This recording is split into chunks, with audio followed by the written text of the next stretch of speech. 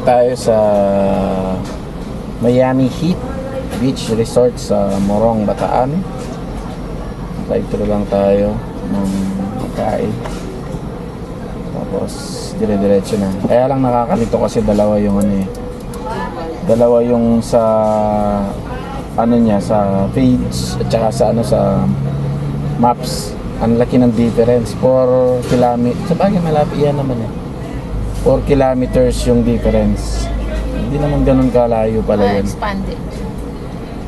Either expanded or pagka nandun ka na sa hotel, sasakay ka ng ano pagka gusto mong pumunta sa beach. Possible na ganun.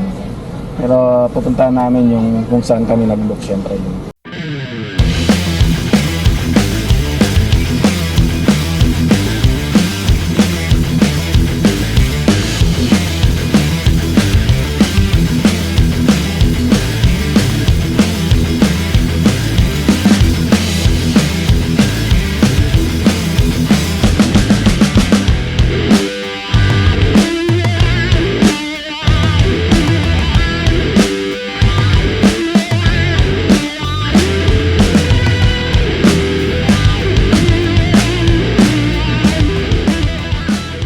Natin, no? Tingnan nyo naman, no?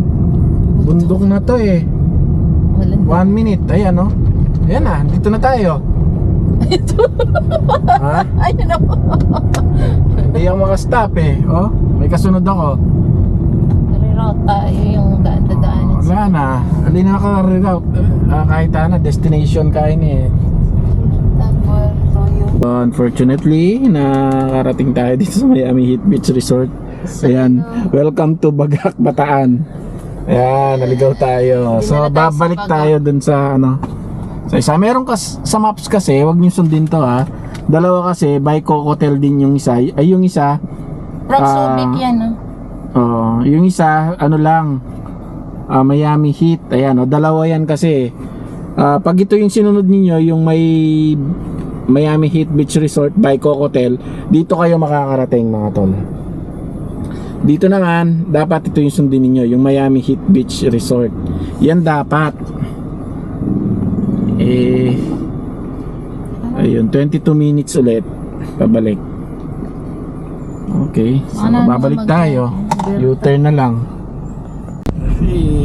Yan mga tol. Ayun yung sign Nakita na namin yan kanina, yung mga signs doon eh. Kaya lang sinundan namin yung ano, yung may by Cocotel. Cocotel na yan. Ayan na pala siya. Ayan na siya, Welcome to Miami. Miami, the country. Miami Beach Resort. Yung waterfront. Ayun. So at least next time alam na natin kung babalikan natin ha. Check muna natin. Hindi natin pinapangako yan. Miami. To cease to believe. Okay, dito tayo sa Miami. waterfront. No, rin.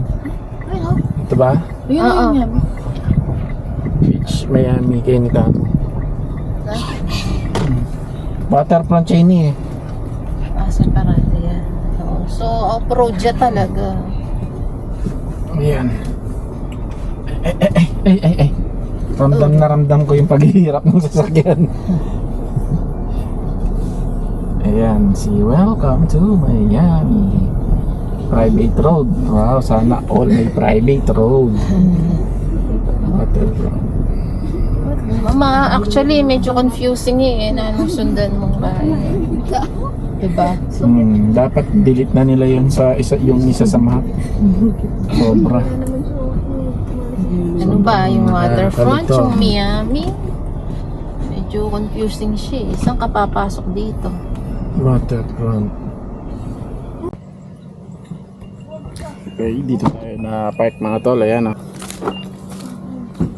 Pagbalik ko, sige, bigyan pa kita. Yun yung parking natin mga tol. Dito tayo sa dulo. At medyo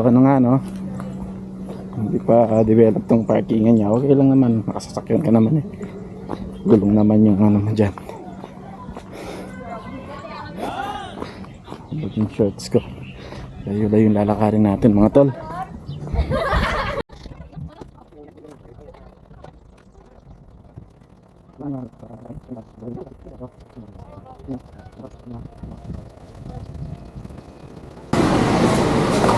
Reception, medyo madami-dami mga tao, mga tol. I'm not sure kung nasaan.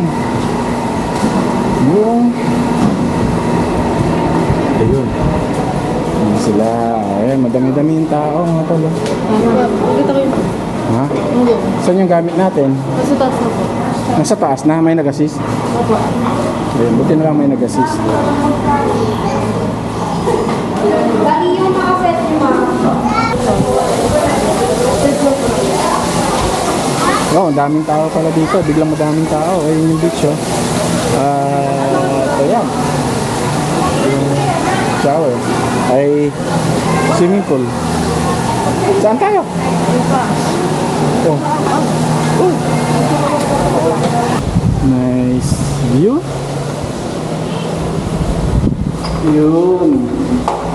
At syempre, room tour. Ayan. Medyo maliit lang siya. Ito yung CR, may shower, hot shower. Siyempre. Then, ito yung mga bed na natin. Ito. Isang queen, king. King. Tsaka isang queen. Then, ito na. Yung view natin. Ayan. Kabila. Yan din, o, di ba? Pwede tayong nood-nood ng dagat dito. So, yun lang. Yung kanyang maliit lang siya, pero sakto lang. Kung matutulog lang naman kayo. Walang kettle, walang ref. May Bible. Okay, so buti. Ayan, maraming pagkain. Yan lang yung mga toiletries na na-receive natin, binigay. And towels. Limang towels. Medyo manipis din yung kumot. At walang wifi. Wala. Yung TV niya, malagpay monitor ko. Tapos wala ding ref. Walang wifi. Walang ref. Kasama sa booking natin yung wifi. Hindi kasi fake news dito. Kaya ba Tanong isa sa natin mga sa perks, reception. isa sa mga perks is wifi. Walang ref. Susi, medyo walang rep, wala rin, old school. Walang kettle. Upon request siya kung meron daw matira. Wala rin rep. So talagang pang ano lang, parang walang pang day kay One day pahinga ka lang, pang one day lang. Yes, yung maganda lang dito is yan, sea view. Compare sa ibang room na. Maganda yung view mo. Kape-kape ka dyan, di ba? Tapos patugtog mo yung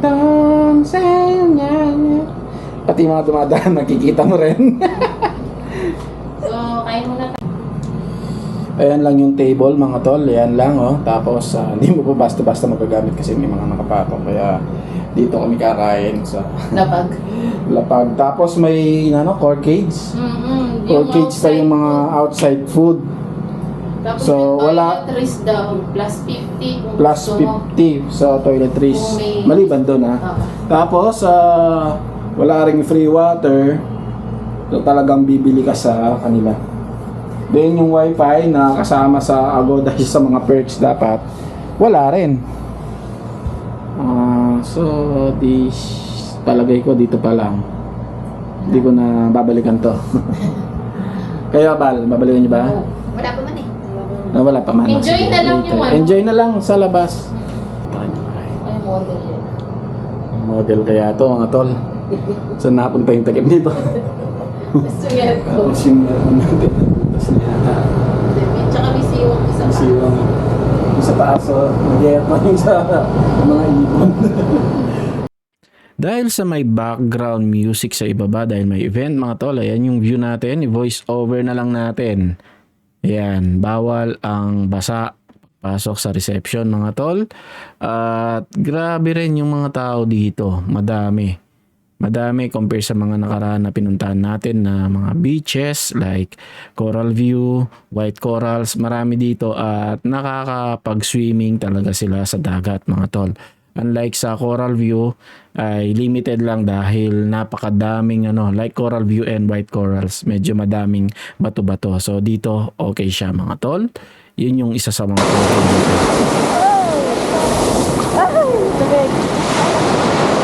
Mga bata, di ba?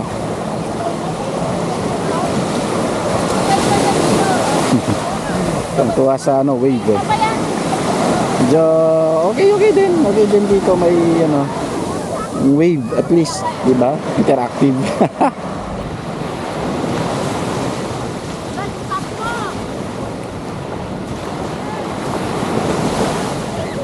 Balik tayo sa voiceover mga tol dahil si YouTube at saka si Facebook napakaselan. Konting music lang ay madadali tayo, pwede mawala ang ating channel. Balik tayo dito, titingnan natin kung ano yung pwede natin makain. At ito na nga yung pwede natin makain mga tol, no? Mga seafood syempre, ayan. Yung presyo niya, uy may baboy Yung presyo niya okay lang para sa akin mga tol. Kain lang tayo mga tol, no? Kain tayo ng seafoods ba? Hindi ko alam pero kung ano yung order ni Mrs. yun na yun. Yun.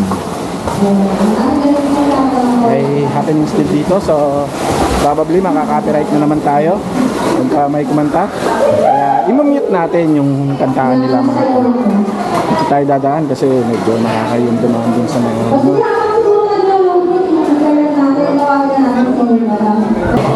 ayun yung sa amin, no? Ano yan? Saan tayo? Doon na lang kami sa baba mga tol. Sarabal.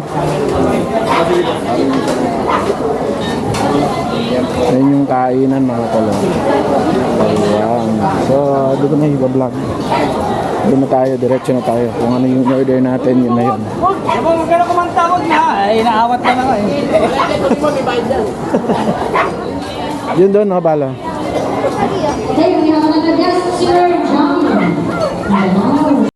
Siyempre mga tol, kumanta na naman si ate mong girl, kaya balik tayo sa voiceover. Ang in-order namin ay 2 chicken inasal para sa kambal at isang pork liempo para kay Shake, at sa amin ni Mrs. ay yung pusit. Malaki na yun kaya mag-share na lang kami, at 4 na rice na lang yung aming binili dahil nga nagbahon kami ng rice. Nagpaalam naman kami kaya okay lang yan mga tol, pinaalam naman namin yan. Yan yung tira namin sa Jollibee kanina, kaya sayang din naman kung itatapon namin, no? Medyo ninervyos si Shake doon, nakala niya sa kanya yung pusit. Kaya itinabi na niya at sa amin talaga yon. Hindi niya mauubos yun at saka hindi siya masyadong kumakain. Ngayon mga tol, titingnan natin kung gaano ba talaga kasarap itong mga pagkain nila sa Miami Heat mga tol. Yan, medyo slice lang natin dahil nakadikit pa ng konti yung kanyang mga laman-laman. Masarap sana sa mga pusit is yung itlog nila, no? Pero matagal na akong hindi nakakatikim ng ganoon. Dati sa Delata, natitikman ko yun. Ang sarap talaga. Yun yung isa sa mga hinahanap ko pag pusit ang usapan mga tol. Pero dito, syempre, wag na natin hanapin dahil wala tayong makikita. Yung laman ay yung typical na laman pagka may mga grilled pusit, mga bangus, yung mga nilalagay doon. At approve sa akin ng lasa. Masarap. Actually, masarap siya. At gustong gusto ko. Tinikman ko rin yung mga pagkain ni na kambal, yung chicken inasal at saka yung pork liempo. Pasok na pasok yung pagkakatimpla nila. Yung presyo niya at saka yung lasa niya ay match na match mga tol. Unlike sa mga ibang napuntahan namin, napakamahal pero yung lasa ay hindi sulit mga tol. So mukhang hanggang dito na lang yung ating day 1. At abangan ninyo yung day 2, napakahaba kasi ng ating video. Kaya may part 2, baka nasa 5 minutes pa lang kayo ay umalis na kayo. Mga tol, huwag ninyong kakalimutan mag-subscribe at i-hit yung notification bell natin para ganado naman tayong gumawa ng mga content. Thank you and God bless mga tol. Maraming salamat. See you.